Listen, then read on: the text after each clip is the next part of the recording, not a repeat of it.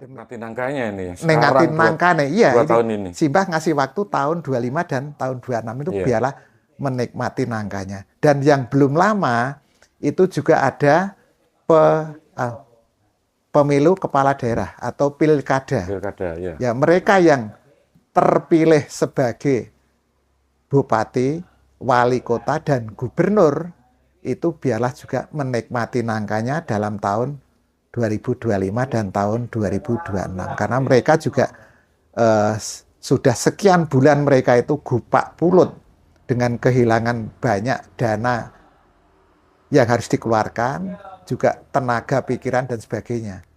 Nah Berarti ini mereka mau mengembalikan gitu modal yang keluar gitu, Pak Gun. ya mestinya Kasarnya itu begitu kan? pasti ya. Lah, kesempatan untuk menikmati nangkane itu Simbah hanya memberikan waktu 2 tahun ini. Lah, tetapi Simbah tidak mengatakan bahwa karena besok tahun 2027 itu akan terjadi migrasi, tidak mengatakan. Tapi dengan premis-premis yang ada ini, itu kita mestinya dengan logika kita bisa menarik kesimpulan bahwa berarti kemungkinan megatrust itu bisa terjadi di tahun 2027. Tapi saya tidak mengatakan seperti ini. Ini pengambilan keputusan dari premis-premis yang ada. Iya, iya. Ini menarik banget ini, Pak. Ya.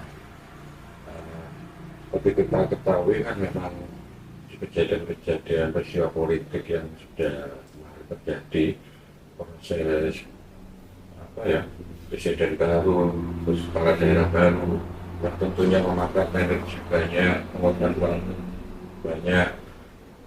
Yang mungkin itu benar ya, bahwa nanti akan mengganti ketika menikmati nangka akhirnya ke pulutnya. Yang ingin mungkin begini pertanyaannya selanjutnya, mengapa kebanyakan daripada para pimpinan kita, pejabat kita itu kok masih istilahnya itu belum apa ya, muncul kesadaran. Mereka itu selalu mengepentingkan kepentingan pribadi atau golongannya, sementara untuk masyarakat yang memilihnya, rakyat-rakyat kecil di bawah itu masih sering kita jumpai itu kondisinya masih di apa ya, kurang sejahtera, bisa dikatakan begitu. Jadi pertanyaan begini, mengapa kesadaran-kesadaran seorang yang notabene mereka para pejabat yang punya apa ya, pernah sekolah tinggi, akademisi, mungkin pintar-pintar lah otaknya, tapi pada kenyataannya mereka perilakunya tidak mencerminkan seseorang yang berbudi pekerti luhur. Gimana, Pak? Ya, ya memang yang terjadi seperti itu ya Mas. Karena apa? Sekarang itu manusia itu menjadi manusia yang baik saja masih sulit. Karena manusia itu kebanyakan tuh ego.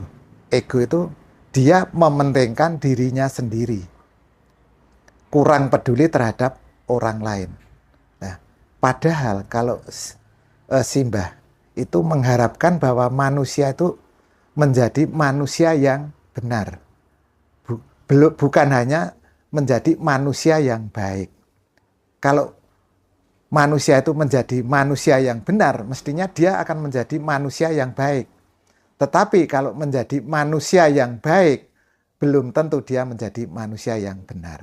Ini nanti saya kaitkan dengan apa yang dikatakan oleh Mbah Mujono. Kemudian ini juga menjadi sebuah kritikan terbuka.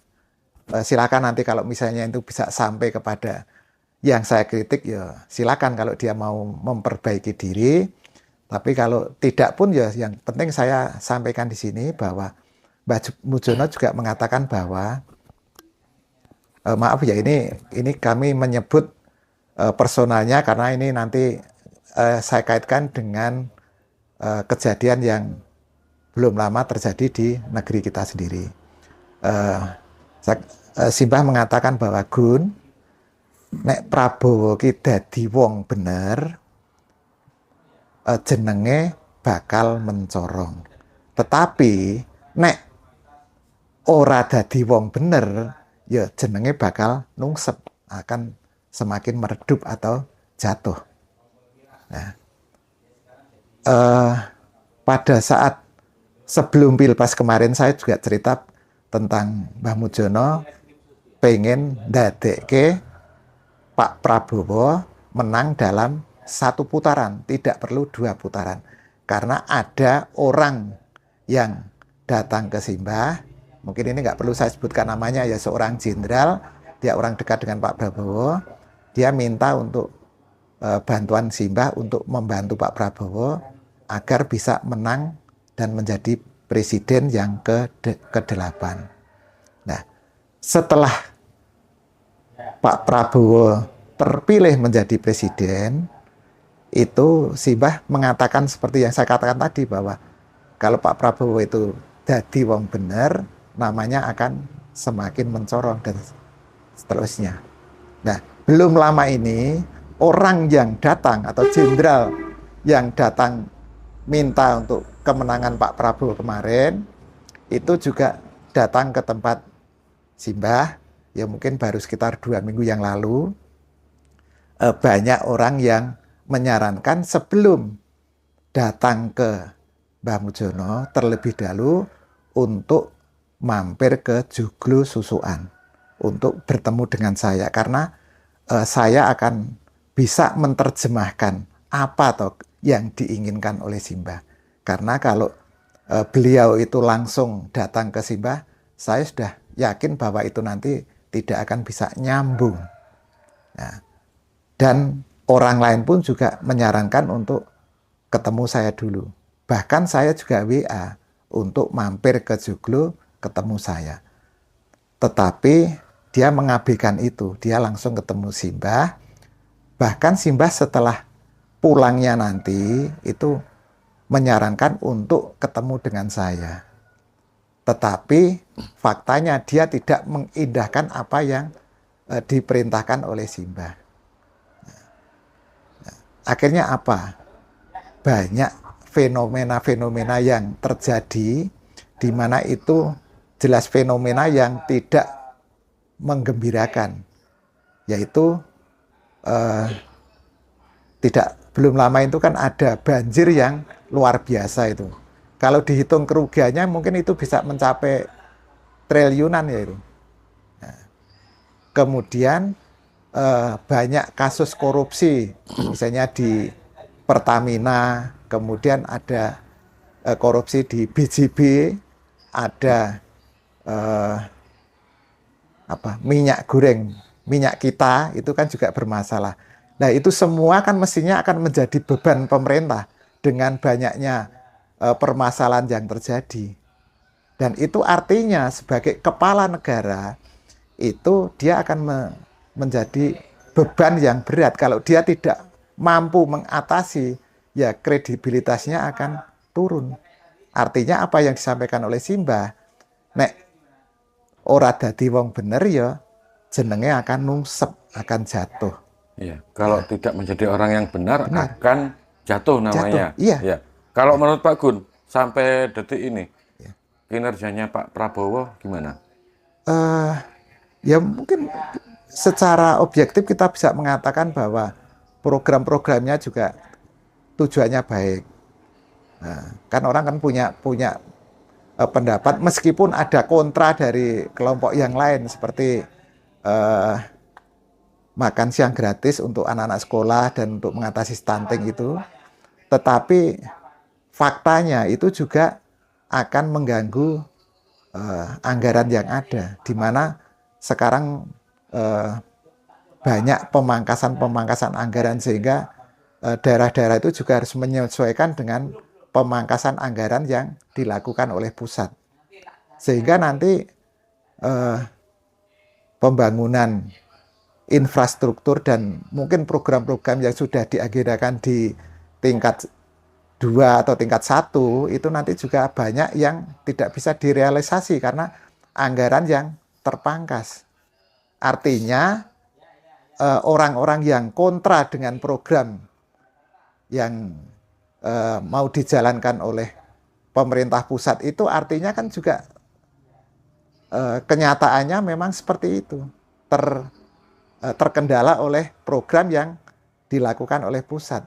Bahkan banyak orang yang mengatakan bahwa atau pesimis dengan program makan siang gratis itu karena anaknya siang bisa makan, bisa kenyang, tetapi keluarganya di rumah kelaparan karena bapaknya kena PHK, kemudian tidak punya pekerjaan, tidak punya penghasilan, satu keluarga sulit untuk makan saja. Tetapi anaknya yang sekolah dia bisa makan siang gratis. Itu artinya kan kinerja itu berhasil atau enggak ya silakan kita bisa menilai sendiri. Tetapi menurut saya ya karena program itu kan juga belum berjalan gitu ya. Jadi belum kelihatan hasilnya itu akan positif atau negatif. Iya, memang kalau patokan standar secara khusus sih tidak bisa ya untuk mengukur suatu kinerja seseorang. Paling tidak kan kita bisa melihat dampaknya di bawah seperti apa kondisi masyarakat sekitar kita, kira-kira apa ada perubahan dari ekonomi, keuangan, terus dari cara pendidikan, makanan itu kan sangat-sangat kompleks, banyak faktor yang istilahnya menentukan bahwa kinerja seseorang itu berhasil atau tidak. Kembali ke tadi tentang masalah kejadian megatrust tadi, Pak Gun. Kan banyak memang fenomena tentang kejadian-kejadian bencana yang terjadi itu kalau di masyarakat kita, khususnya yang saya tahu di Jawa, itu sering dikaitkan dengan hal-hal yang mistis. Kalau menurut Pak Gun, kan Pak Gun sering menggunakan rasio juga, orangnya logis.